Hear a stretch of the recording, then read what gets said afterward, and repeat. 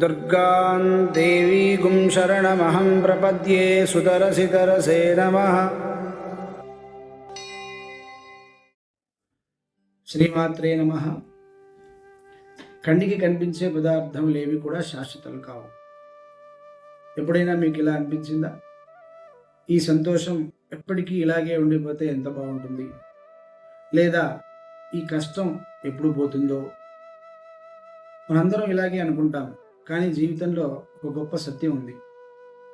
ఈ ప్రపంచంలో ఏదీ శాశ్వతం కాదు. ఈరోజు మీకు చెప్పబోయే కథ ఒక మహారాజు జీవితాన్ని మాత్రమే కాదు, మన జీవితాన్ని కూడా మార్చగల కథ. దాని గురించి తెలుసుకుందాం. పూర్వకాలంలో ఒక మహారాజు గారు ఉండేవారు. అతడు అపారమైన సంపద గలవాడు, యువకుడు, ధర్మపరుడు, ప్రజలందరికీ ప్రియమైన రాజు. అయితే అతనికి ఒక కోరిక ఉండేది. నా జీవితానికి నిజమైన మార్గం చూపే మంత్రం కావాలి.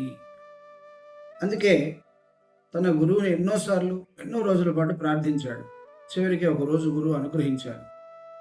రాజు గురువుగారికి వినయంగా నమస్కరించి ఇట్లా అన్నారు: గురుదేవ, మీరిచ్చే మంత్రాన్ని నేను ఎప్పటికీ మర్చిపోకుండా ఉండాలంటే ఏదైనా ఉపాయం చెప్పండి అంటే గురుగారు ఒక చిన్న చిరునవ్వు నవ్వి రాజు చేతి ఉంగరం మీద ఒక చిన్న వాక్యాన్ని చెక్కించాడు.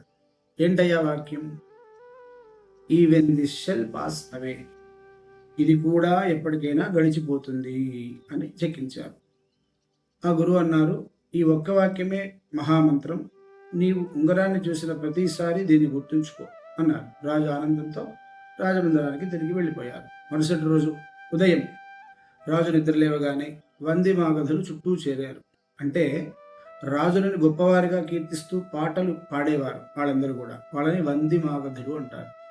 మహారాజా, మీరు ఇంద్రుడు, మీరు చంద్రుడు, మీ వంటి రాజు లేరు అని పొగడ్తల వర్షం కురిపించేసేసారు. ఆ సమయంలో రాజు చూపు తన ఉంగరం మీద పడింది. ఈవెన్ దిస్ షెల్ పాస్ అవే. వెంటనే అతడు ఆలోచించాడు, ఈ కీర్తి, ఈ గౌరవం, ఈ పొగడ్తలు ఇవన్నీ కూడా ఒకరోజు ముగిసిపోతాయి. ఆ రోజు రాజు అహంకారానికి బానిస కాలేదు.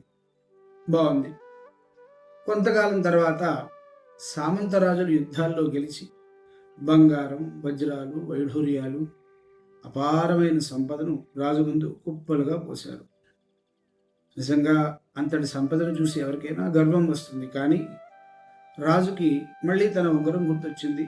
దాన్ని చూసుకుంటే ఈవెన్ దిస్ షెల్ పాస్ అవే, ఈ సంపద కూడా శాశ్వతం కాదు. ఈరోజు ధనవంతుడు రేపు పేదవాడవచ్చు అని ఆలోచించి సంపదపై మమకారం పెంచుకోలేదు. సరే, ఇది ఇలా ఉండగా మరికొంతకాలానికి రాజుకి వివాహం జరిగింది. దేశాల నుంచి రాజులు వచ్చారు. వేడుకలు ఘనంగా జరిగాయి. రాత్రి బంగారు పల్లకిలో నూతన దంపతులు ఊరేగుతూ ఉన్నారు. జయ జయధ్వానాలు, మేళతాళాలు, నృత్యాలు, అద్భుతమైన దృశ్యం. అంతలో రాజు చూపు మళ్ళీ ఉంగరం మీద పడింది. ఈవెన్ దిస్ షెల్ పాస్ అవే. అతను తనలో తాను ఆలోచించాడు, ఈ రోజు ఎంతో ఆనందంగా ఉంది. ఈ కుటుంబ జీవితం కూడా భగవంతుడు ఇచ్చిన పవిత్ర వరం. ఈమె నా జీవిత సహచరి. ఆమెను ప్రేమించాలి, గౌరవించాలి, రక్షించాలి. కానీ ఈ యవ్వనం శాశ్వతం కాదు, ఈ శరీరం శాశ్వతం కాదు. ఇది పంచభూతాలతో ఏర్పడింది. ఒకరోజు మళ్ళీ ప్రకృతిలో కలిసిపోతుంది. కాబట్టి ప్రేమ ఉండాలి, మోహం ఉండకూడదు. బాధ్యత ఉండాలి, బంధన ఉండకూడదు. ఆ రోజు నుంచి రాజు తన కర్తవ్యాలను యథావిధిగా నిర్వహించాడు. కానీ లోపల మాత్రం ప్రపంచం యొక్క నిజస్వరూపాన్ని తెలుసుకున్నాడు. అతనిలో వైరాగ్యం పెరిగింది. మనసులో అద్భుతమైనటువంటి శాంతి నిండింది. బాగా ఆలోచిస్తే మన జీవితం కూడా ఇంతే కదా. ఈరోజు ఉద్యోగం ఉంది, రేపు ఉండకపోవచ్చు. ఈరోజు ఆరోగ్యం ఉంది, రేపు మారవచ్చు. ఈరోజు డబ్బు ఉంది, రేపు తగ్గిపోవచ్చు. అందుకే సుఖం వచ్చినప్పుడు గర్వపడకండి, కష్టం వచ్చినప్పుడు నిరాశపడకండి. ఎందుకంటే దిస్ టూ షెల్ పాస్. వేదాంతం చెప్పే గొప్ప సత్యం ఇదే. నశించేదాన్ని నాది అని పట్టుకుంటే దుఃఖం తప్పదు. శాశ్వతమైన భగవంతుణ్ణి ఆశ్రయిస్తే మనసుకు శాంతి లభిస్తుంది.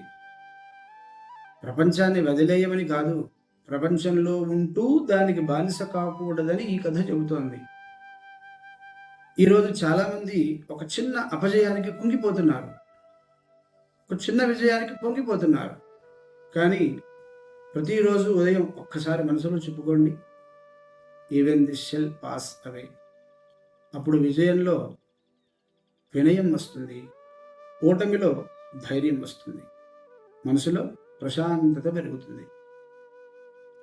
గురువుగారు రాజుకిచ్చింది ఒక ఉంగరం కాదు, ఒక వాక్యం కాదు, జీవితాన్ని మార్చేటటువంటి జ్ఞానం. మన చేతికి ఉంగరం లేకపోయినా ఆ మాట మాత్రం మన హృదయంలో చెక్కించుకోవచ్చు, గుర్తుంచుకోవచ్చు. ఇది కూడా గడిచిపోతుంది.